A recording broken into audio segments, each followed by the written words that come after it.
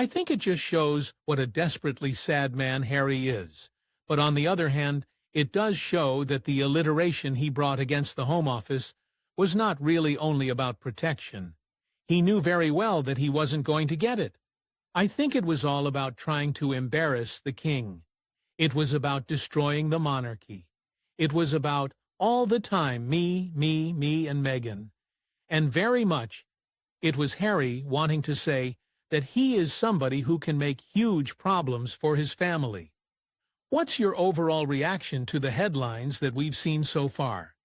Well, it's sensational, and I must say I predicted it, because I thought that for the $20 million that Random House paid, they wanted a lot for their money. And they've got it. It's a huge explosion. It's hugely damaging to the British royal family and to Britain's reputation, and just as the latest in the salvos from the Sussexes, starting with Oprah Winfrey, then the Netflix series, newspaper interviews, podcasts, and now this, and it can only get worse. Throughout her career, she has been an agent of destruction, and she is very cleverly now, through Harry this time, and undoubtedly there will be a Meghan book too one day. So in destruction amongst the royal family.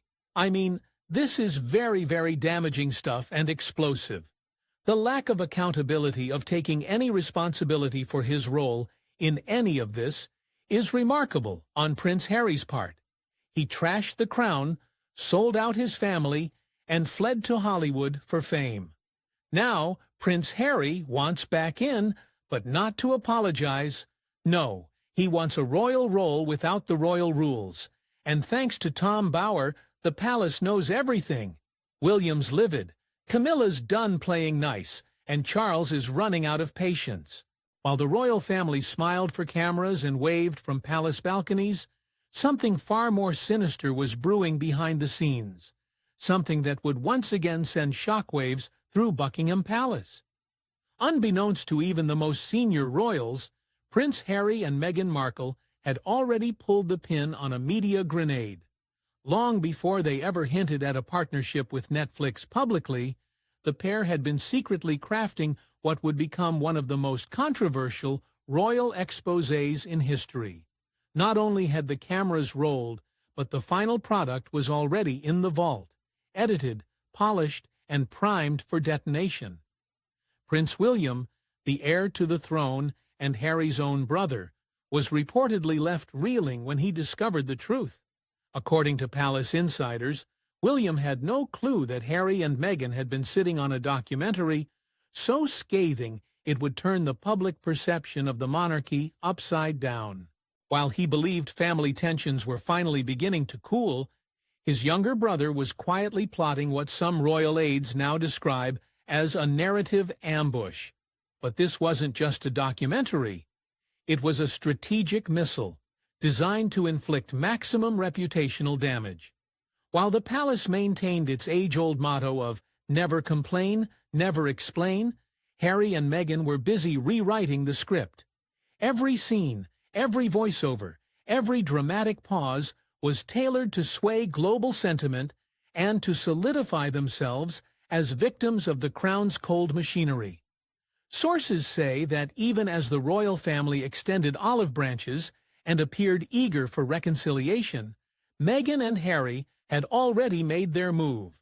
It was all part of a larger plan, a media chess game where every move was meticulously calculated. For the Sussexes, stepping back from royal duties was never about privacy. It was about the platform. And the message was clear. Harry and Meghan were no longer playing by the royal rule book. They were out to tell their truth, on their terms, on their timeline, and on the world's biggest streaming stage. For those inside the palace, the release wasn't just betrayal, it was war. What looked like a peaceful chapter after Megxit was actually the quiet before an explosion. And now, with bridges burning and the monarchy's image under fire, one question remains. Was this just the first strike in a much bigger campaign? Just when you thought Prince Harry had fully turned his back on the monarchy, Netflix deals signed, bombshell memoirs published, and a new life carved out in sunny California, another twist has emerged from the shadows. And this time, it's not just personal, it's strategic. And he shouldn't have started in the first place. The point about Harry is he doesn't know what to do anymore. He's losing all sorts of relations in Britain. He hasn't got a purpose. While the world fixated on Harry and Meghan's carefully curated life of podcasts, red carpets, and high-profile interviews, a much quieter, far more cunning operation was unfolding behind the scenes. According to veteran royal biographer Tom Bower, the Duke of Sussex is now stealthily testing the waters for a dramatic royal re-entry. But don't be fooled. This isn't about reconciliation or healing old wounds. It's a comeback with conditions. The hybrid royal, a half-in, half-out arrangement that would let Harry retain the perks of palace life without the burdens. Think royal engagements when convenient, charity appearances on schedule, and international influence without the stiff protocols. In short, Harry wants the title, the luxury, the global spotlight, but not the 5 a.m. briefings, the relentless scrutiny, or the monarchy's suffocating structure. As Bower bluntly put it, he's looking for royalty without responsibility, and therein lies the audacity of it all. After years of torching royal traditions, accusing the firm of everything from racism to emotional neglect, Harry now wants back in, but only if the rules are rewritten in his favor. Not as a servant of the crown, but as its occasional collaborator, a royal when it suits him, a celebrity when it doesn't. Make me an offer, so I don't cause you too much embarrassment in the future. Tom, just finally, do you think Harry's happy because Meghan, in the past couple of hours, he's posted some pictures of that? Insiders are baffled, if not outright furious. After all, this is the same man who claimed he had to escape the institution for his mental health. The same man who lambasted his family in globally televised interviews. The same man who portrayed the monarchy as an unfeeling machine in spare.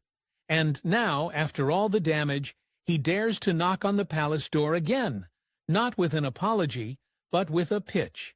The timing is no coincidence either. With Hollywood interest cooling and the Sussex brand reportedly losing its shine, Harry's silent campaign reeks of calculated desperation. The glitz of L.A. may have faded, but the allure of royal status?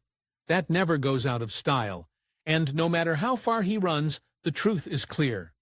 There's Archie, Lily, and the words, "my love," which I think is Meghan's nickname, right some. Do you think he's happy, really, Harry? I think they're just actually brilliant. But the palace isn't easily swayed. Senior courtiers, still nursing bruises from the couple's last media blitz, view this new outreach as nothing short of manipulative. As one insider allegedly remarked, you don't burn the bridge and then ask to ride the royal train. Still, Harry remains undeterred. Whether through back channels or public charm offensives, he's making moves. Subtle, careful, but unmistakable. And the question now hanging over Buckingham Palace like a storm cloud is this: will the crown ever open its gates to a rogue prince who only wants to wear the crown when it fits his narrative? It is extraordinary how the moment one headline comes up, or like one in the Sun, or the moment Kate does something with her children. If Prince Harry thought he could waltz back into royal life with charm, nostalgia, and a convenient title request, he grossly miscalculated. The doors of Buckingham Palace, once opened wide for the cheeky beloved spare, are now bolted shut. No smiles, no sympathy, no second chances. I think it showed that they couldn't keep a consistent story because it was manufactured. And I think that he and his advisors have decided it's not advantageous to call the robber. The response from within the palace walls has been nothing short of brutal. Sources describe it as a wall of silence so deafening that it echoes through every corridor of royal power. After the damning interviews, the explosive memoir, and the Netflix fallout, the firm's patience has finally snapped, and the message being sent is crystal clear. "You are not welcome," providing any evidence, and he's afraid to be exposed on that. It's best to say that the press got it wrong. They never said they're off amnesty, and yet we all saw Meghan make that. Worse still, whispers from within the palace say the label behind closed doors has changed. Harry is no longer referred to as His Royal Highness, nor even by name. Staffers, once loyal to the prince, now coldly refer to him as the former, a nickname drenched in quiet vengeance and unmistakable finality. The betrayal cut deeper than any royal scandal in recent memory. From the Oprah tell-all, where private conversations were laid bare for global consumption, to Spare, the memoir that read like a royal hit job, Harry didn't just cross the line. He trampled it. With every TV appearance and every press statement, he buried years of duty, decorum, and family loyalty beneath a mountain of media deals and wounded narratives. And now the palace is striking back, not with words, but with ice-cold rejection. Also, I think they're reserving that sort of attack for Meghan's own book, which we mustn't. Former allies in royal circles who once went to battle for Harry now won't even take his calls.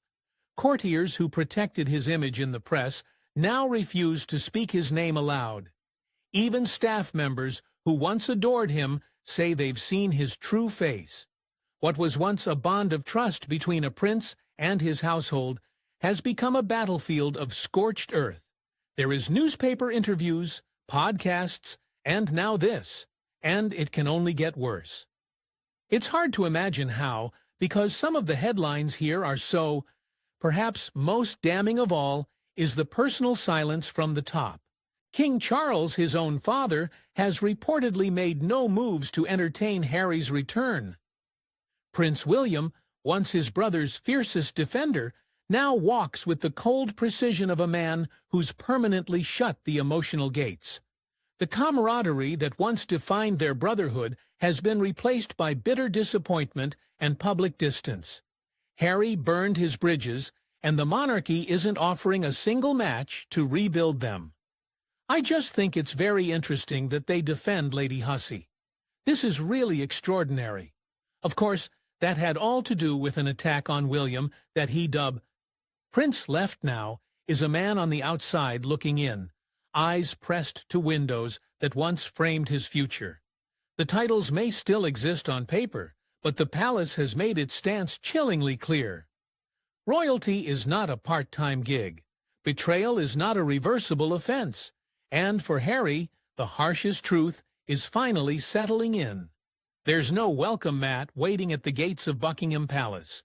Only silence, rejection, and a long memory. Once, they were inseparable. Diana's boys, bound not just by blood, but by tragedy, duty, and the unique burden of growing up royal in a world that watched their every move. But now, that once unbreakable bond lies in ruins, and standing at the gate, blocking any path to redemption, is a man no longer just a brother, but a barrier. Prince William is done. Just before he went to Boston for his Earthshot Prize, all this has been done. No royal has taken Harry's betrayals more personally or more painfully than the future king himself. What was once a private heartache has transformed into white-hot fury, now simmering behind William's famously stoic expression. On the day he was born, declared great to Princess Diana, "Now I have an heir and a spare. My job here is done." That when he told the boys that Princess Diana had died, he went into. It wasn't just one moment that broke him. It was a slow, gut-wrenching unraveling. From the Oprah interview that threw the entire family under the bus to Spare, in which Harry didn't just criticize William, he eviscerated him. He painted him as cold, rageful, and even violent. He dredged up private brotherly spats, aired deeply personal moments, and reduced years of shared grief into digestible sound bites for streaming platforms and headlines. Advising Harry and Meghan how to milk the story and how to cause as much damage and sell the book, sell the Netflix series, make themselves, in the end, really... First of all, Harry weaponized their mother's memory. The raw grief they both carried for Diana, once the glue that held them together, was twisted into narrative currency. Childhood recollections, once sacred, were repackaged and sold as emotional content. To William, this wasn't vulnerability. It was exploitation. Vital participants' threats to the royal family, which is exactly what they want to pose as, because as long as they see they're seen as threats, they can make money out of this constant diatribe and this constant menu. And he hasn't been shy about it behind closed doors. He's manipulating the public, not mending wounds. A close source quoted William as saying, "This isn't healing, it's branding." Courtiers say William's stance is now firm, final, and ice-cold. The idea of reconciliation? Off the table, completely, utterly dead. In internal meetings, the prince reportedly told his advisers, "There's no trust. And without trust, there's no point." Those aren't just words. That's a line drawn in royal stone. Wow, what do you make of it all? Well, it is exactly what we've been predicting for months, Dad. Both of us in our programs have been saying that in the end, it's going to be a bombshell, and Harry is going to make... At the emotional reunion fantasies, William isn't entertaining tea and forgiveness at Kensington Palace. He's not answering texts. He's not picking up calls. He's not meeting halfway. In fact, he's not meeting at all. This is no longer a sibling squabble. It's a full-blown standoff, with William standing tall as the final blockade between Harry and any hope of being welcomed back into the royal fold. There was 14, I think, and Harry was 12, and that when he told them, "My dear boy, your mom has died, she's been in a car accident." Behind the palace gates, William is said to be protective, not just of his family, but of the crown itself. With his ascension inching closer, he sees Harry's actions not just as betrayals of kinship, but as direct threats to the monarchy's integrity. As the heir, he's not just Harry's brother, he's now his ideological opposite. And if Harry thought shared blood might be enough to melt the frost, he gravely underestimated the new Prince of Wales. This isn't personal anymore. It's principled. The brother is gone. The barrier remains. Hug, Prince Harry? I mean, he clearly wants us to see his father as a cold, just cold-hearted fish. Well, first of all, how would he know what? For years, Queen Camilla played the long game, silently enduring whispers, headlines, and side-eyes from the public and press alike. Branded the other woman and cast as a villain in the Diana-era royal tragedy, she learned early on that survival in the monarchy demanded silence, stoicism, and strategy, but not anymore. Treachery.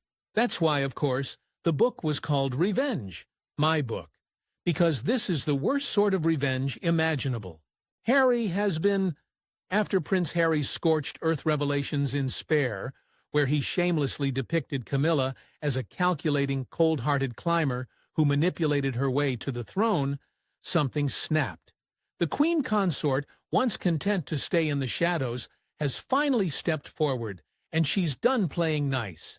So-called royal racist, and actually, it wasn't racism. So what did you make of Harry's rowing back? Did that illustrate some sort of divide between him and his wife? Well, Camilla has waited decades for legitimacy, clawed her way from royal mistress to respected queen consort, and finally found her place beside the king, with the nation's reluctant but growing acceptance. And now Harry, who once painted her as a wicked stepmother figure for a global audience, is looking for a seat at the table again, not on her watch. Because this man, 38-year-old crying about what happened, still 25 years ago, to his mother, he just can't stop. He is really quite deranged and causing enormous damage. Insiders say Camilla has become a quiet powerhouse behind the throne, building strong alliances among senior aides, courtiers, and even within the press. no longer the scapegoat of tabloid fury, she's now a protector of the crown's hard-won peace, and she's wielding that influence with precise, calculated force. The way in which he was told about the death, he was traumatic. Eyewitnesses disagree with that interpretation. I think more interesting about their relationship is, unlike Charles, who is said to remain quietly torn between his paternal instincts and royal duty, Camilla is unwavering. She sees Harry not as a lost son, but as a destabilizing force, a man who's not just airing dirty laundry, but setting fire to the clothesline. Tom, I'm just making the point that you've got Harry, who has created this world of delusion now. Her fear that welcoming Harry back, even in some watered-down hybrid royal form, would give him access to the inner sanctum and open the door to future leaks, betrayals, or worse, another tell-all. And she's not about to let the crown become reality TV fodder again. So I'm currently joking, inverted commas, with Harry that perhaps Charles is not Harry's father. Behind the grandeur of Buckingham Palace and the stoicism of the crown lies a man grappling with a pain no monarch can completely steel himself against. The ache of a fractured family, torn apart not by war or scandal from the outside, but by a son's hand. King Charles III, a man who waited his entire life to ascend the throne, is now faced with the most agonizing dilemma of his reign, not one of diplomacy or state, but of blood. It's in my book. There is this story. It's not to do with... For decades, Charles bore the brunt of public mockery, media scrutiny, and family drama with remarkable composure. He outlasted the Diana years. He weathered public skepticism over Camilla. He reinvented himself from a caricatured prince to a dignified sovereign. And through it all, he clung to one hope that his sons would someday stand beside him, united as a living legacy of their mother and the future of the monarchy. But Spare destroyed that fantasy. That the media was conspiring with the institution and senior members of the royal family to somehow force Harry and Meghan out. Well, actually, Tom, I know for a fact, and you know for a fact, that Harry and Meghan were doing exactly the same thing with favored journalists. Harry's depiction of his father wasn't just harsh, it was surgical and unrelenting. He painted Charles as aloof, emotionally absent, a man who couldn't even hug his child during the darkest moment of his life, a man more in love with the institution than with his own offspring. For the king, who reportedly spent years trying to maintain some semblance of peace in the family, it was nothing short of a betrayal in print. And yet, true to form, Charles didn't rage. To it, who's an army officer who did have an affair with Diana, is rather unnamed or unnamed. Tom Bower, ever the sharp-eyed royal biographer, reveals that Charles has reached a turning point. The monarch, who once held out hope for reconciliation, now sees the harsh reality. Harry may be the single greatest threat to the monarchy's stability and image. And so, for the first time in their deeply complicated relationship, Charles is choosing crown over kin. Now, too, and what is really so shocking about this attack on the media is that Harry never acts. Publicly, Charles remains dignified, issuing no statements of condemnation, but privately, the message is resolute. There will be no room for part-time royalty, no special deals, no half-in, half-out fantasy. The king understands that allowing Harry to return after the interviews, the books, the betrayals, would not just harm the institution, it would undermine everything he's worked to protect. Births, and that has always been a subject of contention, that Prince Charles, or King Charles, is not really Harry's father, which Harry has now. Insiders say Charles has confided in those closest to him that forgiveness and access are two different things. He may still love Harry as a father, but as a king, he must protect the crown from any further chaos. And Camilla's influence, of course, has only solidified that resolve. With his queen at his side and the monarchy's image hanging in the balance, Charles is no longer the passive patriarch. He is now the protector of a 1,000-year-old institution, and he knows that sentiment cannot outweigh sovereignty. This is his reign, and he won't let it be reduced to a family feud gone global. A revelatory as you know about Meghan and Harry. So in the quiet corridors of the palace, where decisions of enormous consequence are whispered behind closed doors, one thing is now undeniable. The king has made his choice, and for Harry, that choice means the door is closed. Not slammed, not locked, but undeniably, firmly closed. The monarch's heart may ache, but the crown must endure. You know, this is really hugely explosive and very damaging for the royal family. What did you say about Harry? Not reconciliation. Forget family healing. According to royal biographer Tom Bower and palace insiders, Prince Harry's sudden interest in reconnecting with the monarchy isn't emotional. It's transactional. It's not about love, it's about lifelines. Behind the scenes of the Sussexes' glamorous California exile, the cracks are showing, and they're widening fast. The fairy tale has soured. I see no help from the palace whatsoever, on the contrary. And they keep on making these broad allegations without names, without incidents, without examples, no evidence at all. This is a petulant charge. After making a royal-sized splash with bombshell interviews, a Spotify podcast deal, and the heavily hyped Netflix docu-series, Harry and Meghan became the hottest anti-royal brand in town. For a moment, the spotlight loved them. Deals flowed, cameras rolled, and the headlines never stopped. But now, the tide has turned. I'll get to that in 1 second. But on the subject of Prince Charles in this joke, he says, "Oh, this is a remarkably unfunny joke, given the rumors circulating." Spotify pulled the plug. The $20 million deal that once promised a media empire evaporated amid accusations of lack of content and creative stagnation. Netflix, reportedly reconsidering its future with the couple, their follow-up projects have lacked impact, and industry insiders whisper about diminishing returns. There was one of Mummy's former lovers, Major James Hewitt, and he goes on to say, that's because of his flaming ginger hair. But he says, another cause of this rumor was sadism. And he says, never mind that my mother didn't meet Major Hewitt until long after I was born. Meanwhile, Meghan's entrepreneurial ventures, once touted as the next big thing, have become the internet's favorite punchline. Trademark applications stalled, podcasts mocked, and her upcoming lifestyle brand? More meme than mogul. As Bauer bluntly puts it, the cash flow is drying up.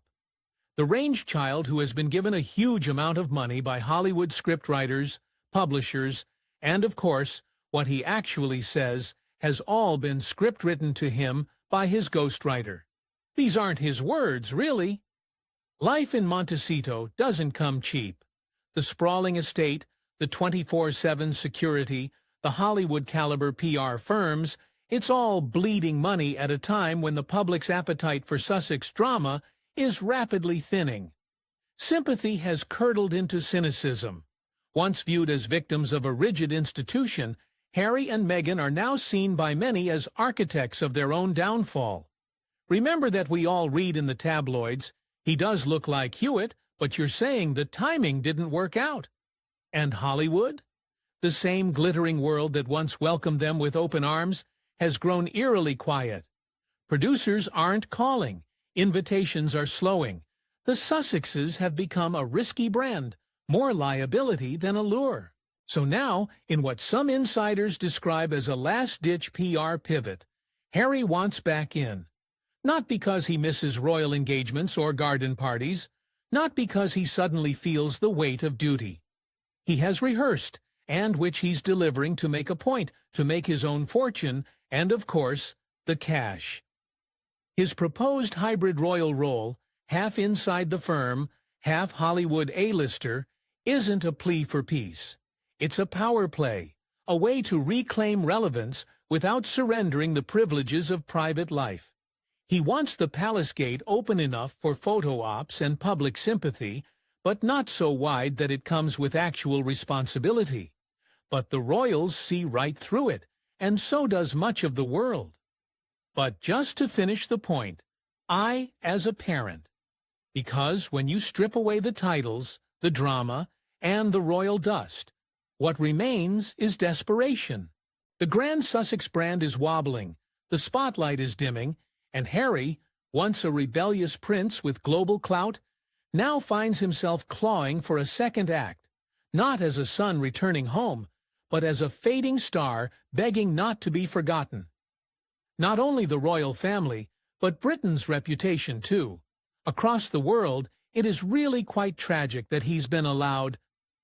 Across the cheeky beloved spare to William's heir, Prince Harry now finds himself in exile, not just from the royal family, but from the public favor that once cushioned his every misstep. And this time, the backlash is louder than the sympathy ever was. I deal with these nasty rumors that he could laugh at himself. Who knows if I'm really the prince? Across Britain, the mood is palpable. Resentment has replaced respect. Disappointment has turned to disdain. And when whispers of Harry's possible royal comeback surfaced, the reaction wasn't curiosity. It was rage. Over 70% of Britons, yes, 70% now oppose any form of return to royal duties for Prince Harry, according to recent polls. That's not just a number, that's a resounding national rejection. But to the army, and to all Britons too, is really quite awful. Tom, what do you make of... It's brutal, but it hits the nerve of a growing global truth. Harry's brand isn't misunderstood royal anymore. It's opportunist on the run. The Sussex narrative, once cloaked in emotional trauma and cries for privacy, has begun to unravel under the weight of contradiction. They said they wanted freedom, but they kept the titles. Because in Britain, where duty, discretion, and dignity still mean something, Harry's new identity doesn't resonate. He's no longer Diana's spirited son. He's the prince who ran and now wants in, not for family, but for face. And the public? They're done playing the fool. Well, it's sensational, and I must say I predicted it, because I thought that for the $20 million that Random House paid, they wanted a lot for their money, and they've got it. When the Duke and Duchess of Sussex first landed in California, they were hailed as the next power couple. Royalty with an edge, activists with charisma, a brand that could rewrite the rules, studios clamored, publicists scrambled, and brands begged for a piece of the Sussex pie. But fast forward to now, that Sussex sparkle has dulled. The red carpets are less red, the phone calls are fewer. Well, and raises so many questions. I mean, we don't know whether it hit it back or not. But at that stage in 2019, the doors quietly are closing. Spotify led the way, cutting its $20 million deal with a couple in a move that stunned even their most loyal followers. The message from execs was brutal. Not enough content, not enough value. Meghan's Archetypes podcast, once positioned as a feminist anthem, was axed with one Spotify executive infamously labeling them grifters, and it didn't end there. Well, I think that what we've actually seen with this exposure, this confession about killing of Taliban, is really the nub of this issue that his reign depends on stability, not scandals, not memoirs, not rogue royals playing both sides of the fence. William and Catherine are already embodying that future. Their calendar is packed with public duties. Their image is being carefully refined to reflect seriousness, community, and modern royal relevance. They are rebuilding trust, brick by brick, across the Commonwealth. There is no room for chaotic California energy in that blueprint. The palace has made no public statements, but its silence is telling. Private meetings have grown colder, invitations non-existent. All these allegations have been the fight with William, which is bizarre because the photograph of Nottingham Cottage, where he allegedly fell and hurt his back breaking the dog water bowl, the water bowl is made of metal. The idea of revisiting Megxit or offering concessions to the Sussexes is treated not as a possibility, but as a threat, one that could undermine the very stability Charles and William are fighting to preserve. Harry may want a seat at the table again, but the firm has already cleared his place setting. And now, as Tom Bower's damning revelations seep into every corner of the royal sphere, the image of Harry standing at the gates, once flung open in unconditional love, has shifted. He is no longer the prodigal son, he is the man who traded the crown for clicks. As Bower's exposés gain traction, insiders confirm what the public already suspects. Harry is a liability, not a legacy. I mean, more times than not, he has this type of security. So the theme he is trying to run with for sympathy and empathy is that he is securityless. I mean, Harry and Meghan. His betrayal wasn't just emotional, it was commercial. He didn't just air dirty laundry, he sold it by the pound.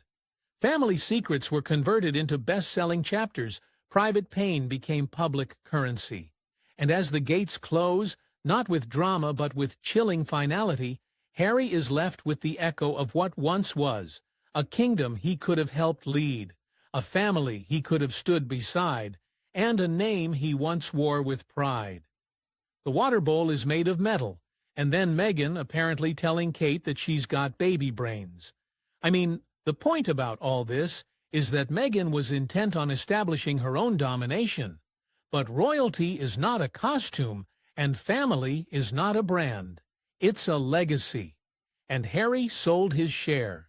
Prince Harry wanted the crown without the cost. But now he's learning the hard way that royalty doesn't do second chances. The gates are closed, the family is done, and the public isn't buying the comeback. Once you betray the crown, there's no walking back, only silence and exile.